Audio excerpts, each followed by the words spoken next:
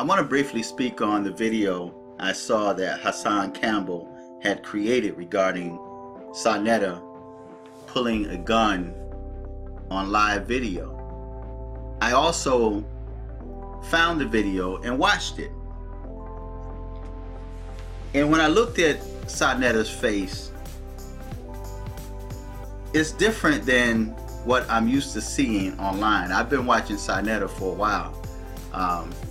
Even before this YouTube thing, I've listened to or watched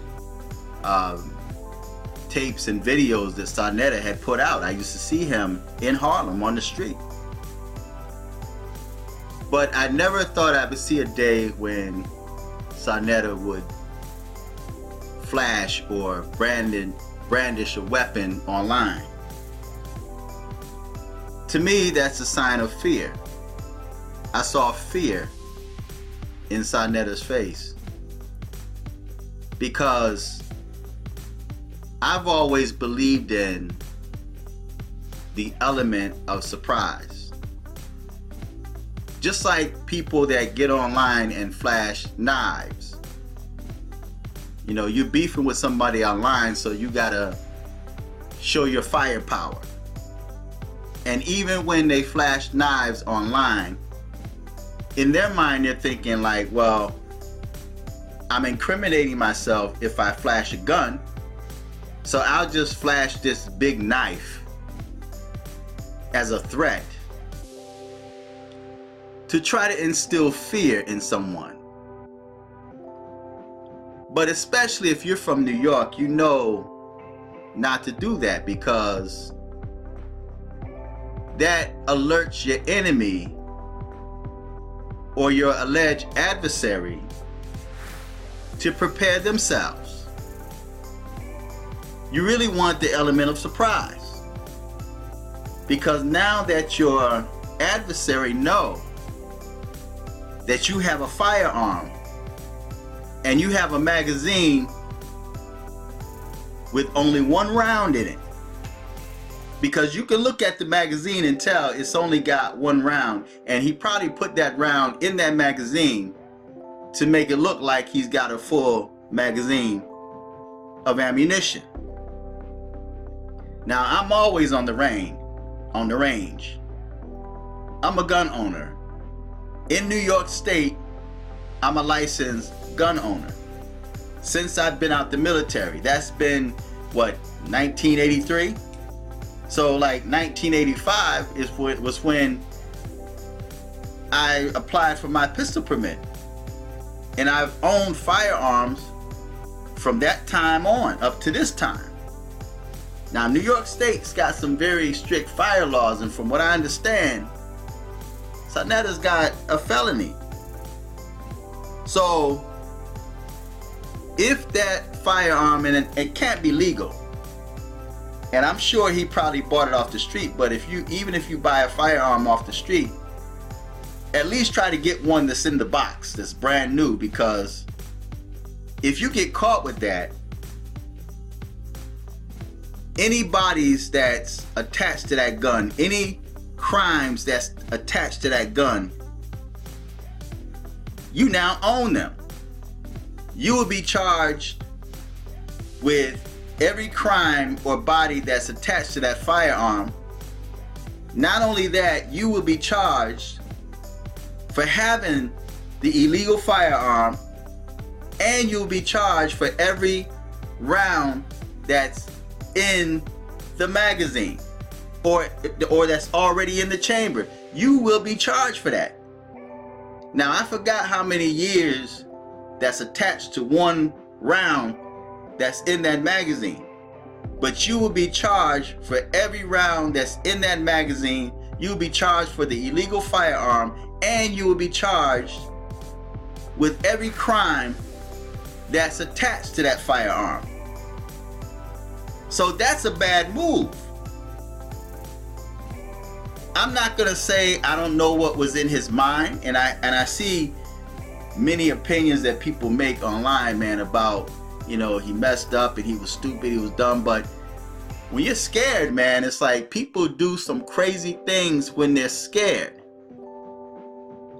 And in their mind, they're thinking that they're putting fear in their enemy. But when you think like myself, you flash a firearm on live video. Now I have to prepare myself. And I'm going to end up getting you before you get me. So I always believe in the element of surprise.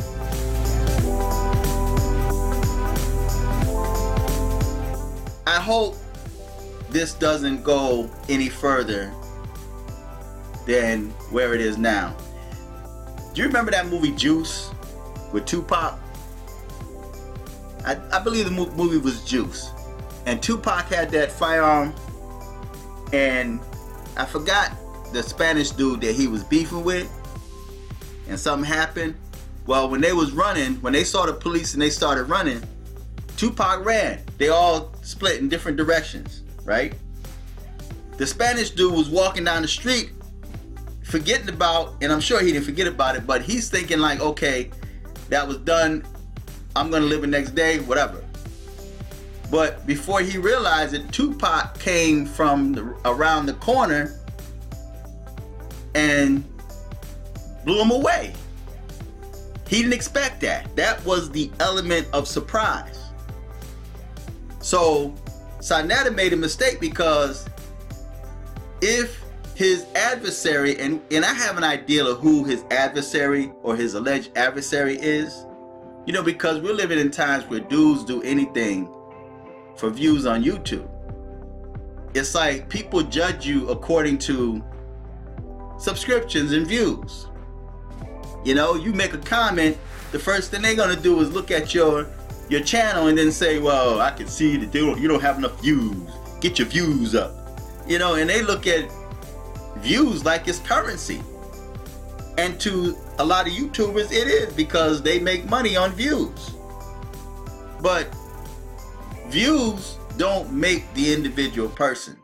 You can have 100,000 views or 1 million views on one video and do something stupid like Saneter did that will land you in prison, right? So I'm looking at it as everybody's got their own opinions, but when I look in Saneter's eyes, it's almost like he lost it, you know, because I remember the Saneter, man, where everybody was coming to Saneter, man, to get put on. You know, Saneter put a lot of people on. We wouldn't know about a lot of these so-called conscious folks if they didn't come through Saneter. And this is globally. Saneter is dealing with people globally in different countries. So regardless of how ratchet or scamming Saneter is, Saneter did a good thing for a lot of people. We may not always agree with him, but he did a lot of things. He did a lot of good things for people, man. He put a lot of people on. And Hassan Campbell, I didn't know who Hassan Campbell was, but I learned of Hassan Campbell, Young Pharaoh, Polite, all these other dudes, man. I learned of these dudes, man, on Saneter, right? He put them on. And I remember when I first saw when Hassan made his first appearance on Saneter's channel, and I think I made videos about this in the past. You know, you would have to dig, you know, among all the videos I have on my channel, but you may be able to find it. But I gave a comment on Hassan Campbell even then, and it was just something about his body language and his energy that made me feel that he couldn't be trusted, right? And he was probably and more than likely there for the wrong reasons. But Saneter gave him shine. And now he's beefing with Saneter. You know, Saneter's supposed to be the enemy, you know? So Saneter put a lot of people on, right? And a lot of people wouldn't be where they are now. They wouldn't have the views or the subscriptions they have now if it wasn't for Saneter, you know? So people can have their opinions of Saneter, man, but you still got to give that man, you know, his due props. But Saneter, you getting on live video, man, flashing a firearm, and a magazine would look like one round is loaded in there. That's a big mistake, man. Unless, of course, like Hassan Campbell said, you connected to the law. You know, if you got favor among law enforcement or FBI or whoever, then that's gonna go untouched, right? Because it doesn't make sense. Now, I made videos, man, of some of my firearms, some of them, right? And I had a gun channel. YouTube removed it, and I put another one back up, and it's not really, I hadn't really promoted like I did my other one. But I have videos online where I'm at the range, you know, or I'm speaking of certain firearms and whatnot, but it's not to threaten anybody. That was to, you know, talk about the firearms because that's a hobby. But to get on there in fear and post it, showing like this is what I got, right? And y'all think this, whatever you said, it's a mistake. That should have never been made. And now the video's out there, you can't take it back. Even if you took it down off your channel, it's still out there because I watched it. And now I see more channels that's got that video up there, right? So it's not smart what you did, man. It's not smart at all. And what I saw inside Saneter's face was fear. That's all that was. It was fear, and he was trying to, I guess, in his own way, get his message across. And that was all created by design. He wasn't out trying to kill nobody. He was just trying to give the impression that he's fed up and he's tired. Because even while he was talking in video, he was watching people's comment. You know, people, they do things, man, for reactions, for shock, for views, for subscriptions. Even at the point of their own danger or death. So it's not smart, man. And whatever, if this is a real beef between y'all need to squash that, man, because it's nothing good could come from that. You know, nothing good could come from that. I have respect for both of these brothers, man. You know, Hassan Campbell, if he's the adversary, that's who I believe it is. But I have somewhat of a respect for both brothers, man. They have different paths in life, different experiences or whatever, and people gonna have their opinions on that. But I watch both of these brothers, man. You know, and it's just sad to see that type of animosity among ourselves on the white man's platform. None of us own this because they can take it away at any time, any moment. You know, you could be doing good one day and next day you wake up, your channels are gone. That happened to me. I lost about, what, 5 or 6 channels. And I had no violations or community strikes on those channels. They were just normal channels, gun channel, how to start business channel, you know, art channel, you know, and they were gone. I woke up, they were gone for no reason. And to this day, YouTube refused to give them back. The only channel I got back was the one about cannibalism.